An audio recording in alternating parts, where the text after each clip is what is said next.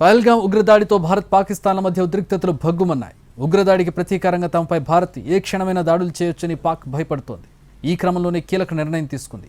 పాక్ నిఘా సంస్థ ISI chief lieutenant general Mohammad Asim మాలిక్కు కీలక బాధ్యతలు అప్పగించింది. ఆయన్ని జాతీయ భద్రతా సలహాదారుగా నియమిస్తున్నట్టు ప్రకటించింది.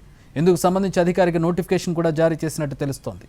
మాలిక్కు ఎన్ఎస్ఏ చీఫ్గా అదనపు బాధ్యతలు అప్పగించినట్టు సమాచారం. ఆయన్ని గతేడాది సెప్టెంబర్లో ఐఎస్ఐ చీఫ్గా నియమించారు. ఎలాంటి సవాళ్లనైనా ఎదుర్కొని కఠినంగా ముందుకు సాగుతాడని మాలిక్కు పేరుంది. అలాంటి వ్యక్తికి ఇప్పుడు జాతీయ భద్రతా సలహాదారుగా పాక్ అదనపు బాధ్యతలు అప్పగించడం ప్రాధాన్యత సంతరించుకుంది.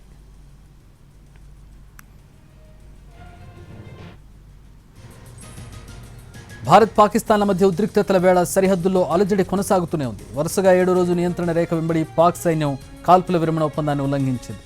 ఉరి, కుప్వారా, అఖ్నూర్ సెక్టార్లో భారత ఆర్మీపై కాల్పులు జరిపింది. దీన్ని భారత సైన్యం గట్టిగా తిప్పికొట్టింది. సరిహద్దులో కొనసాగుతున్న కవ్వింపులపై పాకిస్తాన్ను భారత్ గట్టిగా హెచ్చరించినట్టు తెలుస్తోంది.